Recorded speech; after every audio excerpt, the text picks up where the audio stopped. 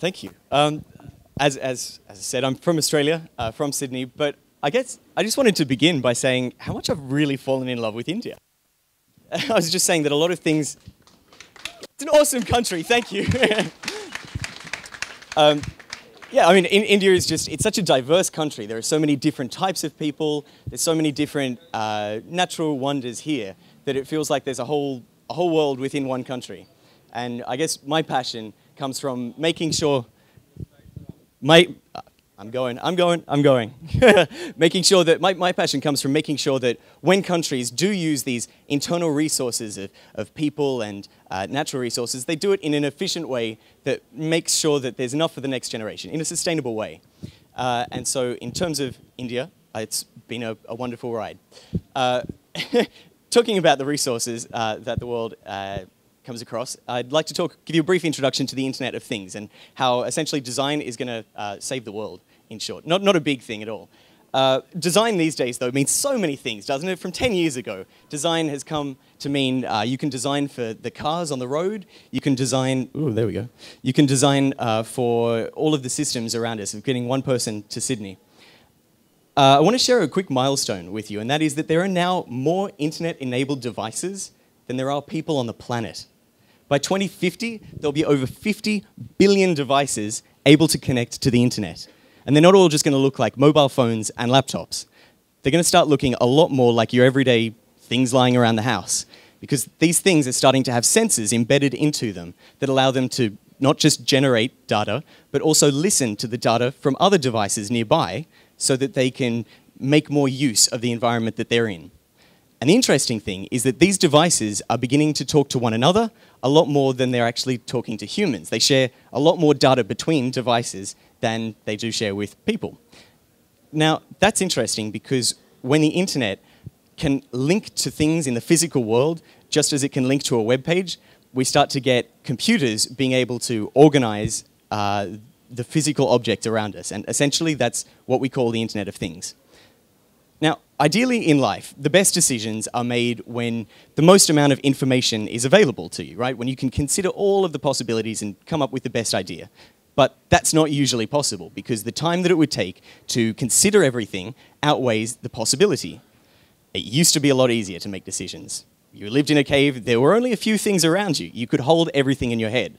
But in a country with almost 1.3 billion people, you can't really hold everything around you in your head. But you're still asked to make decisions that have ramifications beyond what you can hold in your head every day. So as a quick example of what the Internet of Things is and how it's being used already today, I want to talk about how design has influenced shipping.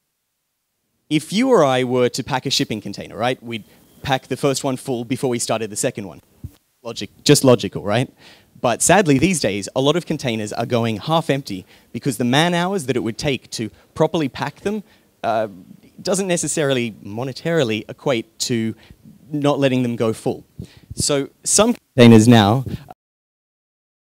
are actually being fitted with sensors that allow them to understand where they're going and where the goods inside them are going so they can be packed efficiently.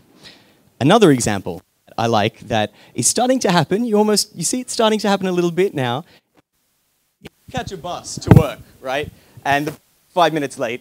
Well, wouldn't you want your alarm clock to go off 5 minutes later so you got 5 minutes more of a sleep in? I mean, it's a very selfish example, but it's a nice example. But think of the ramifications for these problems, these small little bits of time.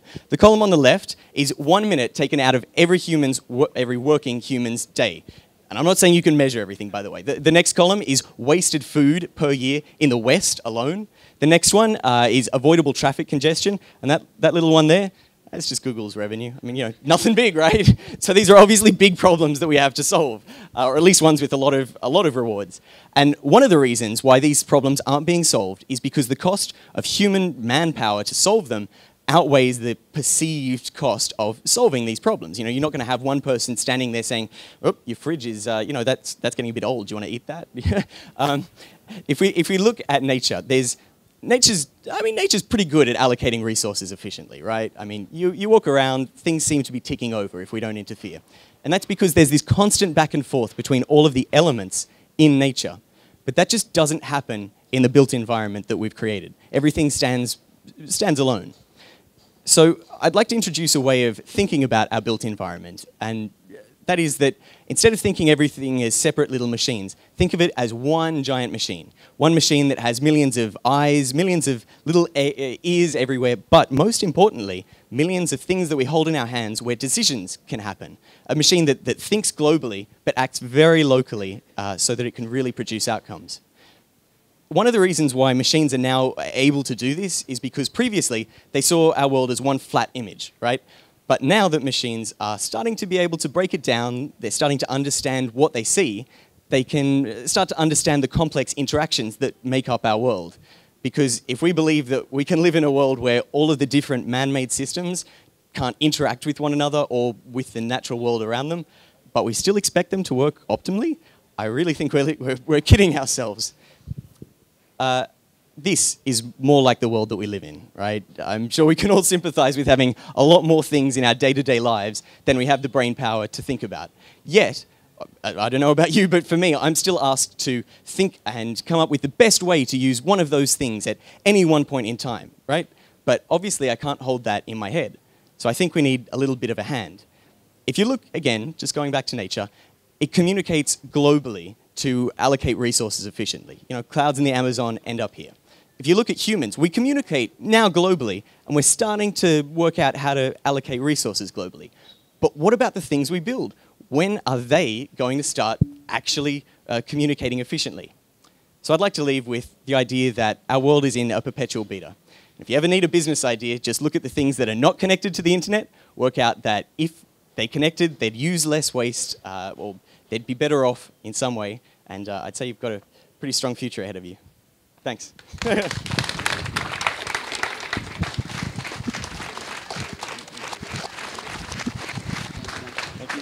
you.